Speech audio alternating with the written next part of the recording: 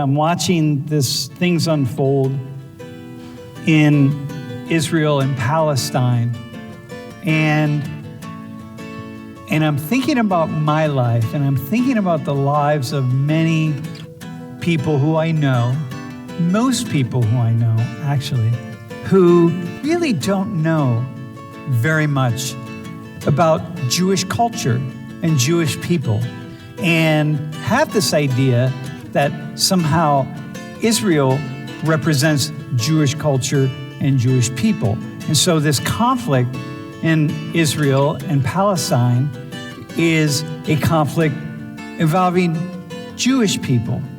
And in part it is, but the truth is, it's way more complex than that. I've invited 3 of your classmates to come sit on a table, and we're going to have a conversation about what it means to be Jewish. My name is Kenzie. I'm a sophomore communications major. I'm from Rhode Island, and I'm a Reform Jew. I'm Jess. I'm a criminology major. I'm a sophomore. I'm from outside of Philly, and I'm also a Reform Jew. Hi, I'm Zach. I'm from just outside New York City, New York. I'm a junior, criminology major, and I'm Sephardic.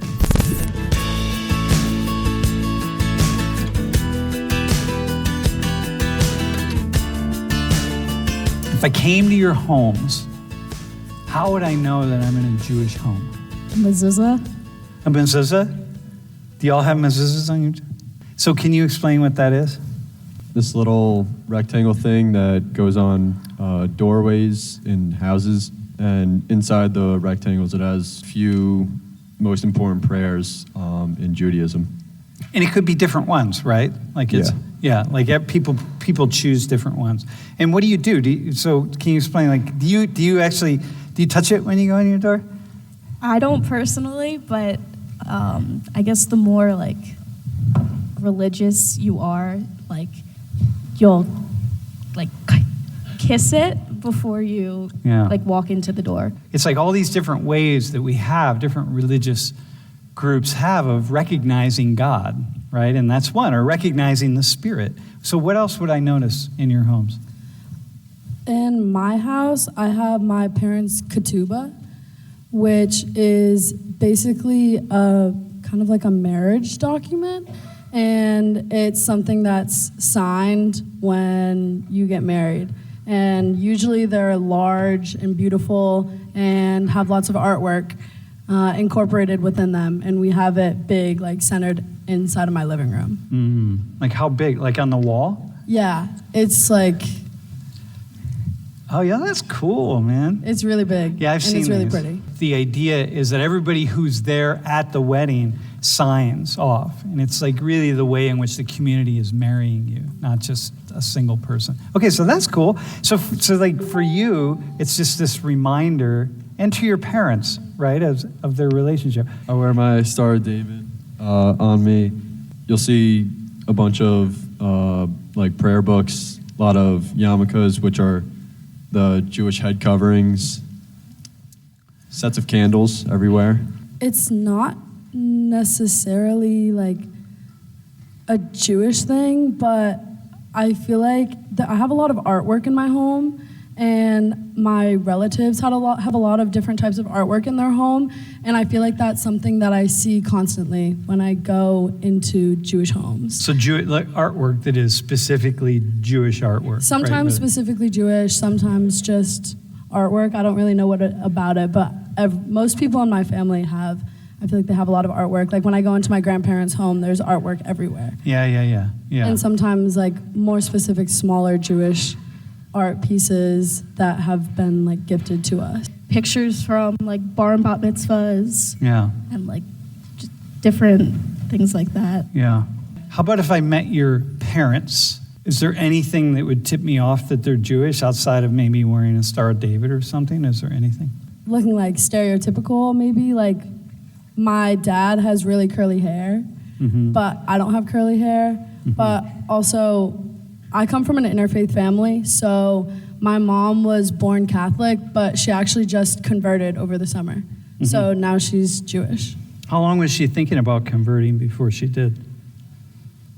So she didn't tell anyone about it until last spring, but I think it was something that she was thinking about for a while, and she kind of just decided that she wanted to do it for her and not for anyone else, just because she really aligned with Jewish values and everything that the community means and everything that basically like our home temple has taught her about kind of living a good life, I guess you could say. There's the cultural aspect and the religious aspect. And the cultural is all the sociological stuff, all the rituals and all, right?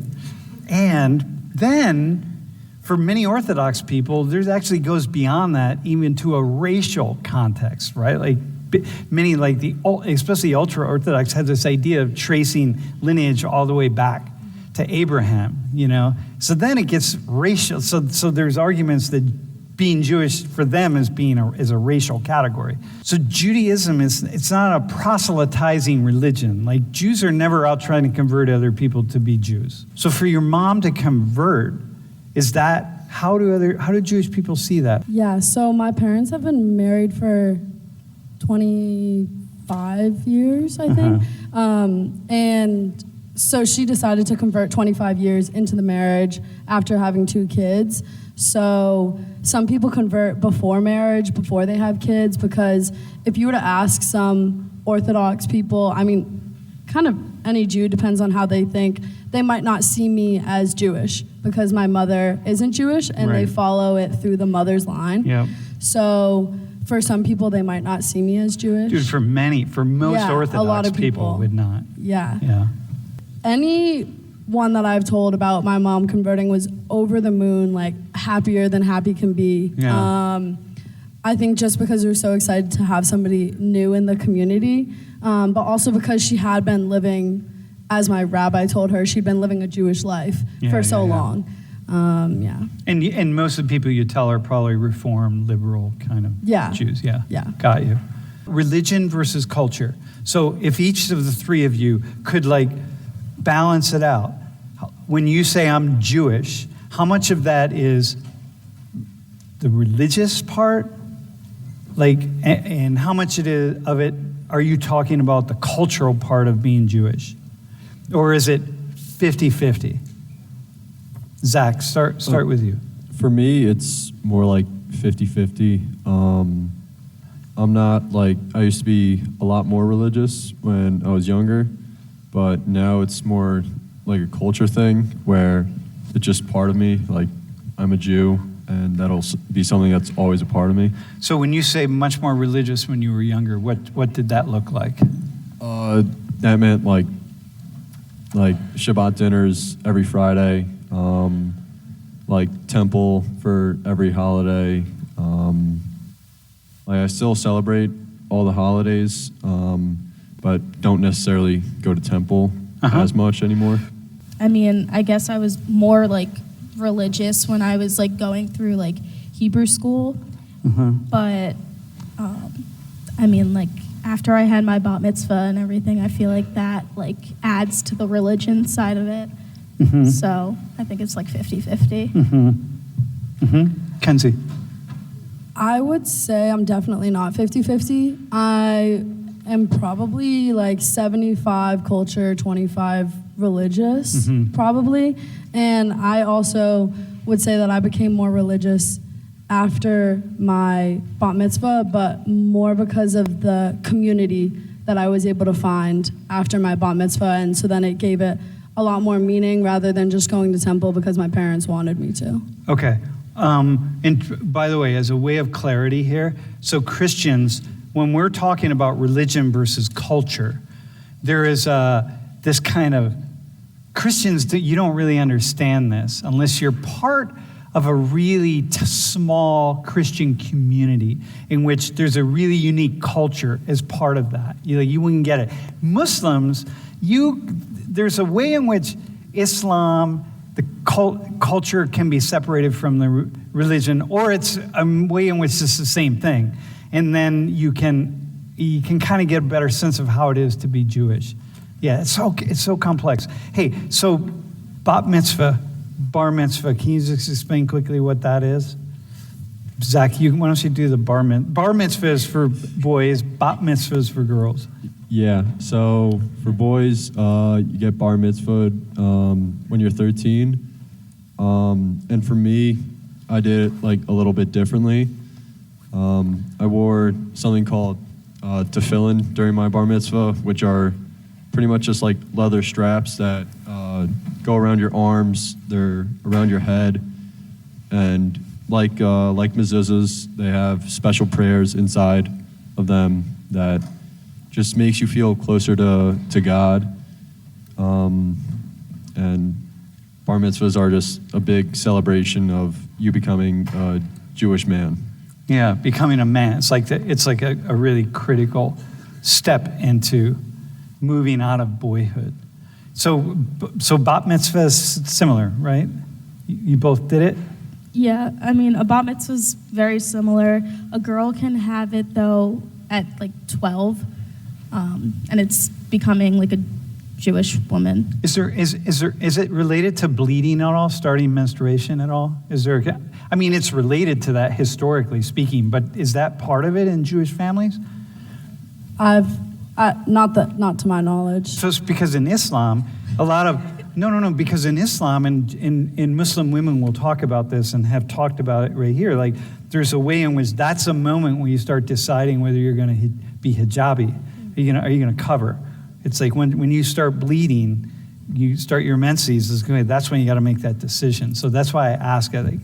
No, it's just based on age. Yeah, okay. And yeah, I had mine when I was 12 also, but that was just because the temple didn't do them in the summer. My birthday was in the summer. Okay, so you basically it's like your first time reading from the Torah also, which is the big part of it. You read from the Torah in Hebrew. In Hebrew, there's no vowels in Hebrew. It's really hard, and you kind of have to sing. And depending on how you do it, all your family and friends will be there. And yeah, you're just stepping into womanhood, I guess. And then you also get a really fun party with your friends afterwards. Like another big thing about reading out of the Torah, it's not like you're just reading off a piece of paper. It's more like kind of a song. So it's like you have to kind of sing it almost. And a lot of Orthodox folks you got to memorize it, right? Yeah. Orthodox, they go through different processes for their bar mitzvahs and bat mitzvahs. But like for people who are not as religious, it's a lot like dumbed down. You can cheat, man. You can cheat. You can look at the words, in other words, yeah. There's like a specific tune and a specific chant to each part of the Torah also, which is why you have to spend like months, a year, basically prepping for it. It's cool, actually. I mean, look, we have, in the modern world, so many cultures have lost our rituals which bring young people into adulthood, right? But this is one that for Jewish people you really hung on to, right? Christians, you have this thing like I had my catechism, where I became a member of a church or whatever. But it wasn't the same thing. It was me and a whole group of other people, and I felt like I never really got that ritual. Hey, so here's a question then. All three of you said in your volunteer application that being Jewish is meaningful to you. Okay? What do you mean by that? How is it meaningful? Like what? What did you mean? When you hear me saying that, you hear yourself saying that, what are you seeing? I mean, I think about like family and like just like a supportive group, and like people just like are always there for you. Like if you tell someone you're Jewish and like you find out they're Jewish, like you could have a conversation about that for like ever, unless someone stops you. Mm-hmm. Okay, so so for you it's support. It's this connection. Just going off that quickly, the Jewish community is very strong, and I feel like it's partially because there's not that many of us, or at least where I'm from, there's really not a lot of us. No, there aren't very many. No. Yeah. So it's like meeting someone else who's similar to you. You know that you're going to have things in common with them no matter what. And I feel like obviously there are struggles that you go through as being a Jewish person and as being different, especially for me. And then you get to be in this community where people understand those things about you. And I feel like there's this sense of comfort that I get when I'm in a Jewish community that it's really hard to find in other places. Yeah, there's some kind of knowing. This is true for every minority group, right? Like the queer community, the trans community, the indigenous community. But the smaller the community is, the more those connections, those meaningful connections matter for people. Bro, how about you? What's it mean? Being Jewish is meaningful to me. I think because, like, being Jewish, it's just, like, you always know how strong the community is because we, like, Jewish people have gone through so much throughout history that we always, like, keep that in mind, and we're always, like, connected. We're always just, you always know that if you need to be able to talk to someone about being Jewish, you know that, like, all right, let me call my grandparents, let me call my parents, and they can just talk to you about what it means to be Jewish. Yeah, cool. Also, I'd say apart from the community aspect of it, kind of going into the religious aspect of it, I feel like what being a Jew means, like being a good person and looking out for the people around you, and at least to me that's what it means, and kind of like living your life in the best way that you can, kind of like while you're here. Listen, everybody would say that, right? Hindus say that about being Hindu. Christians say it about being Christians. Muslims say it about being Muslim, right? It's just like you're seeing this. You're connected to it, and it's about being like really who you are, right? Being the best person you can be, right? Because that's the point of it. Hey, so can someone answer this question? I think, at least to my knowledge, temple and synagogue are just like synonyms for each other. It's really just like the best description is just a Jewish place of worship. Yeah, it's the same thing. Yeah. All right. The population in the United States that's Jewish is like 1%. Okay. Not even. Yeah, I just sort of say 1% because it's kind of easier, right? So it's like the Muslim population in the United States, the LGBT population in the United States, right? If you ask Americans what percentage of the United States is gay, is LGBT, the average answer that you're going to get, if you ask them to just give a number, the average answer that you will get is 25%. No wonder people think the queers are taking over. You know what I mean? No wonder they think that, because like if you're thinking it's 25%, that's like that would be, you know, every 4 people, you know, like 1, 2, 3, okay, he's gay. 1, 2, 3, 4, he's gay. 1, 2, 3, 4, okay. That's what that would be. So, but that's the average answer. So average, so that means people are higher and people are lower. Well, same with when you ask people, you know, what percentage of the United States is Jewish? Then I forget what the exact number is, but it's very high. But in fact, it's 1% or less than 1%, right? So what the three of you said is what's very common for people in very small minority groups, which is that, you know, it's really interesting and valuable to come upon somebody else who's of my group, and you feel this instant connection to them.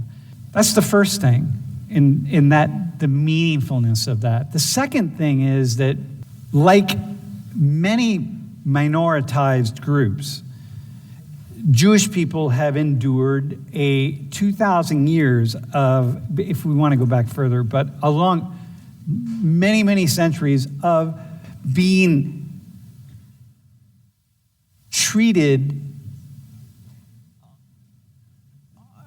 I'm trying to say this in a way The of scapegoat? the scapegoat, be treated unfavorably. I mean, I'm not thinking like the Holocaust here. That's here. This didn't start there. I'm going back centuries. It's just like being I'll just use persecuted. Like really, and so you as a response to that, your community gets tight, and then it matters inside of you, like just that sense of the isness, the Jewishness.